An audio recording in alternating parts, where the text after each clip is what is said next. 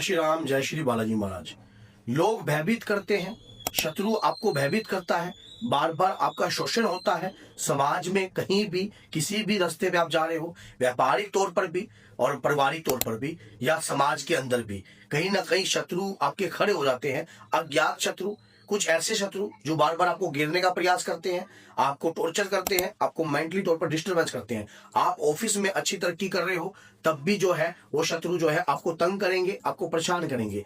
ऐसे शत्रुओं से कैसे पीछा छुड़ाएं? देखो, तंत्र हमें आता नहीं है, मंत्रों का ज्ञान हम जानते नहीं है, हम ठहरे हनुमान जी के भक्त, थोड़ी बहुत पूजा वगैरह हम जानते हैं। लेकिन आज की इस वीडियो में आपके शत्रु को आप भयभीत कर सकते हो।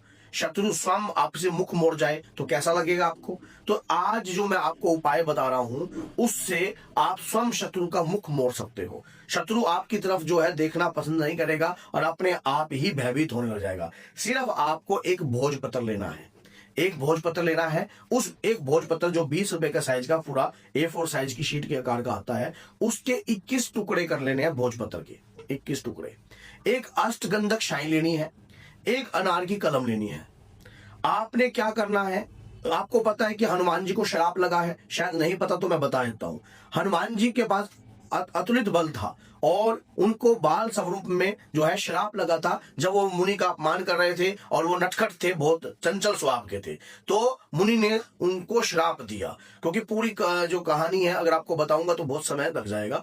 उसके बाद हनुमान जी अपना बल भूल गए थे। हनुमान जी अपने जीवन को एक नॉर्मल सैनिक की तरह जो है व्यतीत कर रहे थे, जैसे नवनील है या और हैं। तो जब ये उस वक्त की बात है जब माता सीता का पता लगाना था, समुद्र तट पर सभी लोग निराशावर्धक होकर बैठ गए थे। तो वहां पर जामवंत जी जो है ब्रह्मा जी के मानस पुत्र हैं, उन्हें पता था कि हनुमान जी के अंदर जो है अतुलित बल है। जामवंत जी ने कहा कि मैं अब बुजुर्ग हो चला हूं, मैं लांग तो सकता हूं लेकिन वापस आऊं इसमें कोई वो है नहीं, और अब मेरे में वो वाला समर्थ भी नहीं है। यही बात अंगद ने कही कि मैं लांग जाऊंगा लेकिन वापस आऊं, ये चांस मैं लेना नहीं चाहता। तो वहां पर उन्होंने कहा कि ब्रह्मा जी से प्रार्थना करी कि हे ब्रह्म देव, आज मैं हनुमान जी की शक्तियों को जागृत करने का प्रयास कर रहा हूं, कृपा आपका आशीर्वाद प्रदान करें। तो ब्रह्मा जी के मानस पुत्र होने के नाते उन्होंने कहा कि बाल समय रवि भक्त लियो तब तीनों लोक भयो अंधियारो, कि हे हनुमान जी, बाल समय में आपने सूर्य को मुख में लिया तब तीनों लोक में अंधकार छा गया। तब देव न आने करी विनती तब छड़ दियो और अभी कष्ट निवारो, जब देवताओं ने आकर विनती करी तब सभी को आपने कष्ट से मुक्त किया। तब कौन ही जानत है जग में कभी संकट मोचन नाम तेरो, कि हे हनुमान जी, आप तो संकट मोचन हो, आपका तो नाम कौन नहीं जानता। तो इतनी बात कहते हनुमान जी के अंदर जो है रोंगटे खड़े होने लगे, लेकिन हनुमान जी को बल ज्ञात नहीं आया। और जैसे ही ये बात कही कि आपका जन्म राम काज सवारने के लिए हुआ है, राम भक्तों की रक्षा करने के लिए हुआ है, और जहां राम का नाम होगा वहां आप रक्षक के रूप में स्थापित होंगे। तो इतनी बात कहते हनुमान जी का ऐसा विकराल रूप हुआ कि उन्होंने उछाल मारकर सीधा एक पर्वत पर छलांग मारी और पर्वत ही जमीन में धंस गया। तो इतना बल, और रावण जैसा अपने सिंहासन से गिर गया। तो इतना बल देखकर जो है जितने भी संकट होते हैं भयभीत हो जाते हैं। हनुमान जी का नाम ही काफी है। तो आप सोचो कि अगर हनुमान जी के नाम से अगर हम एक कार्य विधि करें, जो शत्रु हमें सताते हैं, जो शत्रु हमें टॉर्चर करते हैं, ये शत्रु भूत प्रेत भी हो सकते हैं, ये शत्रु आपके घर के ऊपर तंत्र किया हुआ भी हो सकता है, ये शत्रु जो है बाहर के व्यक्तिगत रूप में भी हो सकते हैं। और ऐसे लोगों को रोकना हमारा हनुमान जी की भक्ति के माध्यम से, तो ये समझ लेना आप अपने कर्मों को कोई बिगाड़ नहीं रहे हो, आप उन्हें सदमार्ग पर चला रहे हो, क्योंकि हनुमान जी वैष्णव रूप में पूजे जाते हैं। अब आपने करना क्या है, किस विधि से करना है? आपने हनुमान नाष्टक पढ़कर आपने राम रक्षा स्तोत्रम का पाठ करना है, और राम रक्षा स्तोत्रम का पाठ कर अष्टगंधक शाई से, अनार की कलम से उस शत्रु का नाम लिख देना है भोजपत्र के टुकड़े पे। उस भोजपत्र के टुकड़े को शत्रु के नाम वाली साइड से नहीं मोड़ना है, उल्टी साइड से मोड़कर बंद कर देना है, मानो उसका नाम छपा हुआ दिखाना चाहिए। उसके बाद आपने एक भीमसेन कपूर लेना है और 5 काली मिर्च लेनी है, और साथ में आपने क्या करना है, एक जो है लौंग लेनी है। ये रखकर भीमसेन कपूर के साथ जला देना है। राम रक्षा स्तोत्रम का पाठ करते करते आपका शत्रु 21 दिन का संकल्प लेकर ये कार्य कर दीजिए, भयभीत होने लग जाएगा।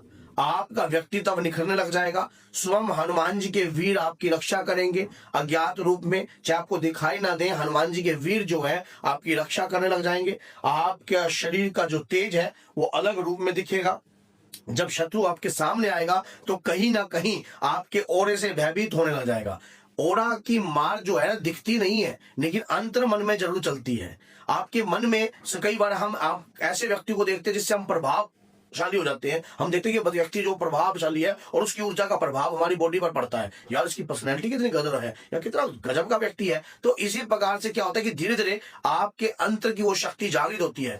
21 दिन में स्वयं शत्रु आपसे मुख मोड़ जाएगा। इसमें शत्रु का भी आपने कोई नुकसान नहीं करा और साथ में आपने अपने कर्म को कोई मैला नहीं करा और साथ में अपने एक मार्ग पर उसको चला दिया कि भैया किसी से वैर करना गलत है और प्रभु भक्त से तो वैसे भी वैर नहीं करना चाहिए, क्या पता उसकी हाय किस जगह पर जाकर लग जाए। तो आप इस प्रकार से भी अपने कर्मों को मलिन करे बगैर भी शत्रु को मुख मोड़ सकते हो। ये विधि जितनी सरल आपको दिख रही है ना, उससे ज्यादा कई गुना प्रभावशाली है अगर आप इस नीति से करोगे। हनुमान जी का बल जो है ना वो अतुलित बल है और कलयुग में हनुमान जी के पलक झपकाते ही काम हो जाता है।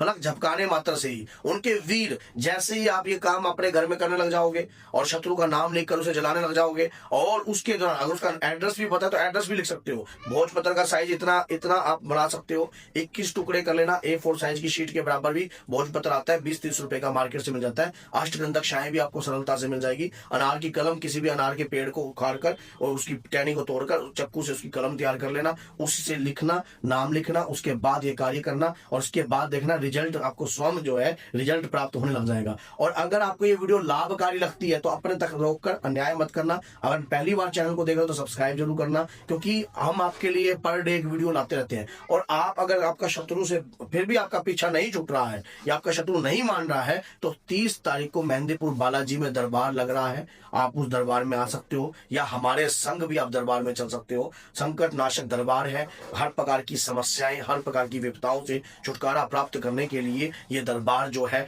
हम मेहंदीपुर बालाजी में लग रहा है और आप उस दरबार में सह परिवार आमंत्रित हो सकते हो। और अगर आप संकटों से परेशान हो, संकटों से भी आप इस प्रकार से पीछा छुड़ा सकते हो। संकटों का नाम लिख दीजिए कि मेरे ऊपर घोर कलयुग का संकट है और अब संकट का नाम तो आपको पता नहीं है या कोई आपके पास राहुल नामक प्रेत आत्मा आपके संग है, तो ऐसा लिखकर या एक खबीज मेरे साथ लगा है या एक मुसलमानी चीज मेरे साथ लगी है तो उसे ऐसे ही जलाना है जैसे मैंने आपको वीडियो में बताया है। शत्रु आपसे भयभीत होएगा, तंत्र कटेगा, नेगेटिव एनर्जी का जो है वो भी आप ये जब करोगे तो वो भी आपसे भयभीत होने लग जाएगी। तो बोलिए जय सीताराम, जय श्री बालाजी महाराज, जय माता दी।